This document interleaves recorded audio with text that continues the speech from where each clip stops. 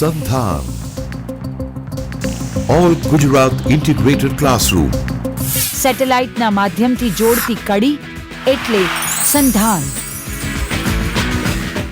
Good noon to all of you.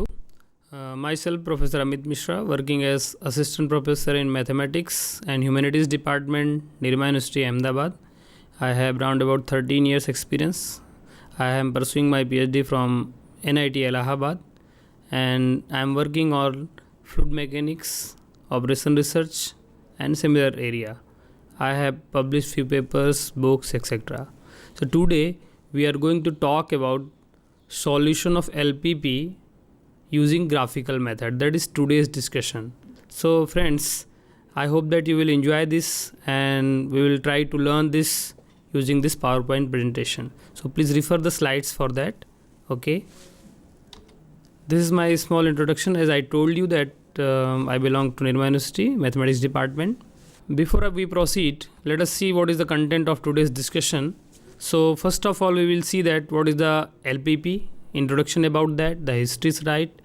Now some variables are required to be introduced to find out the solution. So we'll see that types of variables, assumptions for LPP, different types of solutions, what is the graphical method, solved examples, and different type of solution when we get unique solution, alternative solution, unbounded, infeasible, etc. So an optimization technique, generally optimization problem involves decision variables that also involve objective criteria, means whether we wanted to maximize or minimize. For example, we are talking about a profit, we have to maximize, whereas when we talk about loss, we have to minimize. And similarly, third one is constraints. It may be of the equality type or it may be of inequality type. That tells us the resources and their limitations, because we have to optimize under some limitations.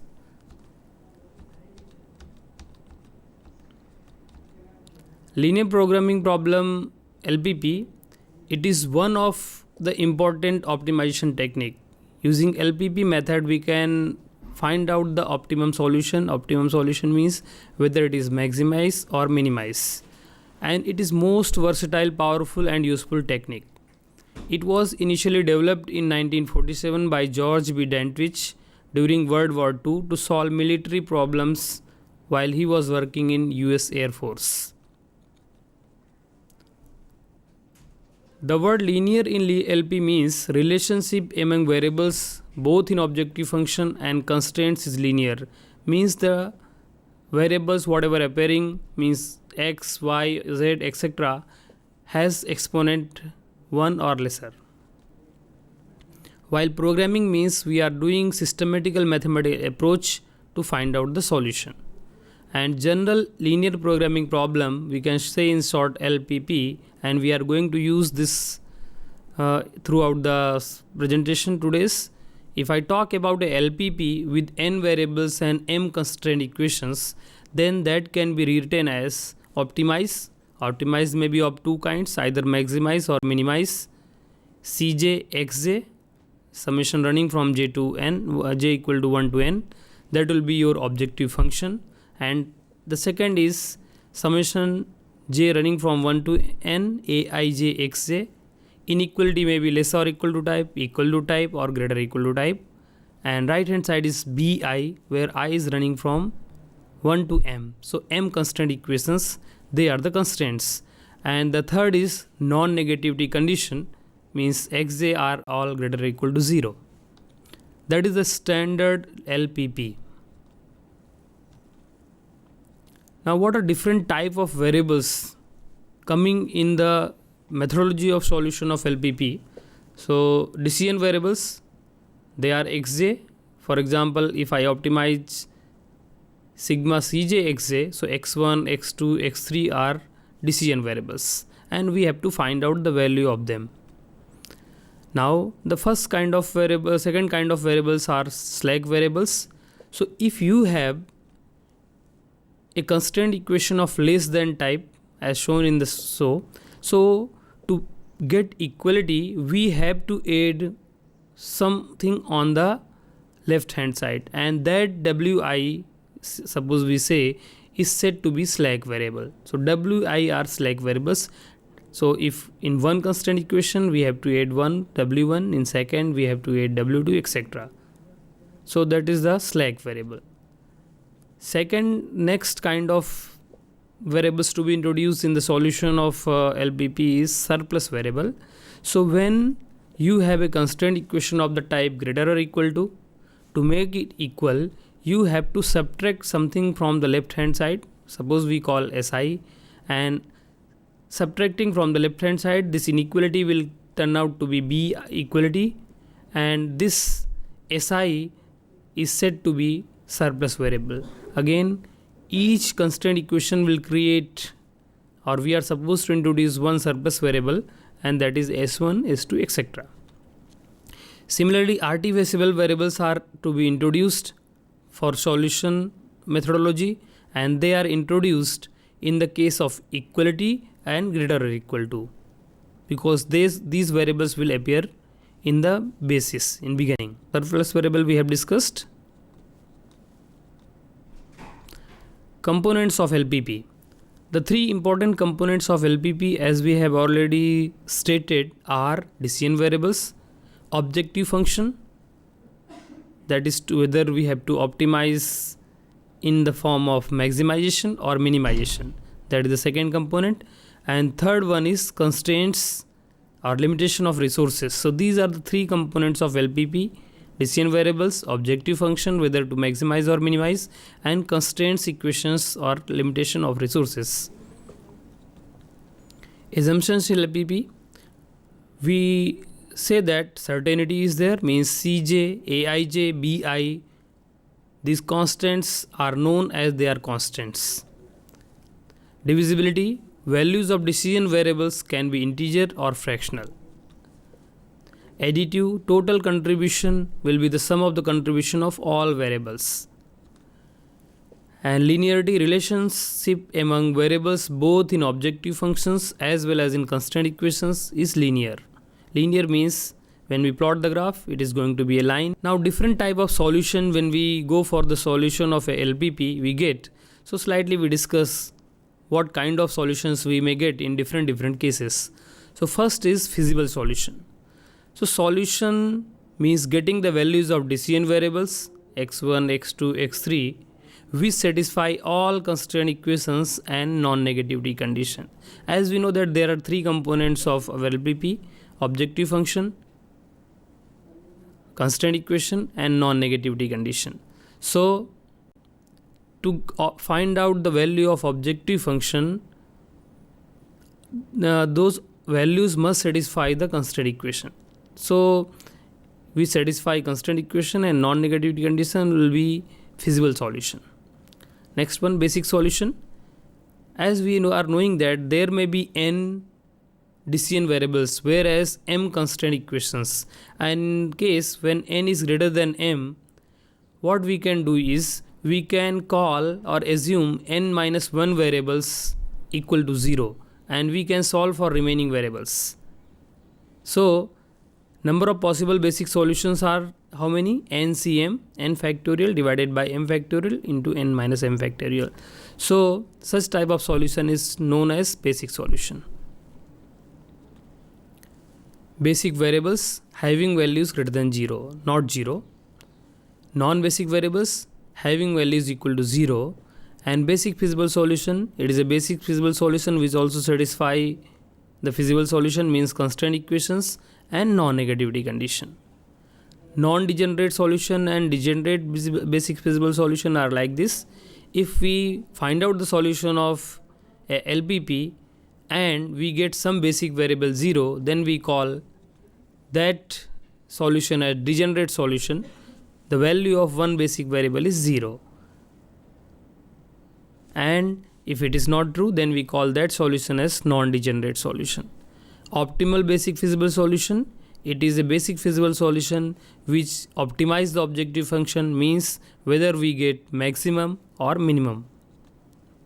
Unbounded solution, as you are knowing, the meaning or this meaning of unbounded solution is means when we find out the solution of LPP and on varying the values of decision variables x1, x2, x3, our objective function varies and still it satisfies all the constraint equation. So such solution is said to be unbounded solution.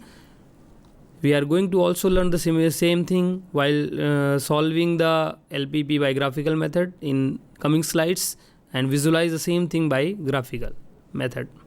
Infeasible solution, if there is no feasible region which satisfy constraint equation, is said to be infeasible solution.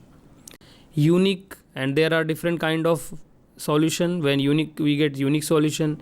When we get alternative optimum solution. So for example, there is only one possibility of x1 and x2 in a simple case of 2D, and we are getting that solution as objective function to optimize it, then we call unique. If there are more than one possibility of final solution which satisfy all the constraint equation as well as the non-negativity condition, we call this alternative optimum solution.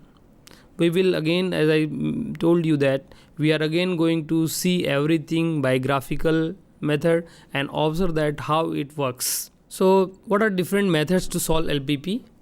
The first method we are going to discuss today is graphical method, but it is only applicable for two variable cases. If we have decision variables 2, x1 and x2, then we can use this. Other methods are simplex method, which is universal method. Assignment method is also there, a special method, and transportation method is also there. Out of these four, second, third, fourth are iterative methods, and that gives us the step-by-step solution. Whereas in graphical method, the first one, we are directly getting the solution. So now let us focus on our particular discussion of today's graphical method for only two variables. Graphical method, we have two different ways to find out the solution of LPP using graphical method. They are extreme point method, in which we find out the feasible region, corners of that means extreme point, and obtain the value of objective function at each corners and check that whether we get optimum at which corner and conclude that as the answer. Second method is isoprofit method. In this, we make a isoprofit line which has same slope as of objective function given in the problem, and then we use this line to find out final solution. We are again going to learn everything in both the methods in our examples. In the extreme point method, first what we do, identify coordinates of each of the extreme point or corner of the feasible region by either drawing perpendiculars on the x-axis and the y-axis or solving two intersection lines. We draw the lines, constraint equations on the graph, find out the feasible region, find out the coordinates of the corners or extreme points, then compute the profit or cost. If it is a maximization case, it may be a profit. If it is a minimization case, it may be a cost at each extreme point by substituting coordinates of that points into the objective function. Identify the optimal solution at the extreme point, which highest profit in a maximization problem or lowest cost in a minimization problem. The second method, isoprofit cost method, is what? Let us see. First of all, we identify the slope x1, x2 of the objective function and then join the intercepts to reveal the profit cost line. In case of maximization, maintain the same slope through a series of parallel lines with isoprofit line and move the line up and toward the right until it touches the feasible region at only one point. But in case of minimization, move down and towards left until it touches only one point in the feasible region. Compute the coordinates of that particular point where the isoprofit line touched on feasible region. Compute the profit or cost depending on our objective function. So these are the two methods, different methods which can be used for solving a LPP using graphical method. Now first of all, to understand everything, let us see how to draw the graph of inequalities. For example, I wanted to draw a graph of 3x1 plus 2x2 greater or equal to minus 6. How to draw that? So let us make x1 axis, x2 axis. Now in place of greater or equal to, let us consider equality here. So now the equation is 3x1 plus 2x2 equal to minus 6. When I take x2 equal to 0, x1 will be minus 2. So point minus 2, 0 is on the given line, equality line. So we can plot that on the graph paper. You can observe that it is minus 2, 0. Now let us take x1 equal to 0. I will get x2 equal to minus 3. Therefore, point will be 0, minus 3. We plot on the graph. So this is your 0, minus 3. So joining both of them, I will get the equation of the line 3x1 plus 2 equal to minus 6.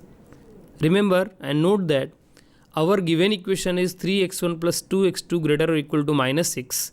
And therefore, in place of equality, how to consider greater or equal to? So friends, you should notice that in such cases, a region below the line or above the line will be defined by greater or equal to or less equal to. So we can also check by this that whether 0, 0 satisfy the equation or not, and the origin satisfy the equation 3x1 plus 2x2 greater or equal to minus 6. So it says that the region above this line will be the region defined by the given equation, and that can be understood by observing these arrows on the line.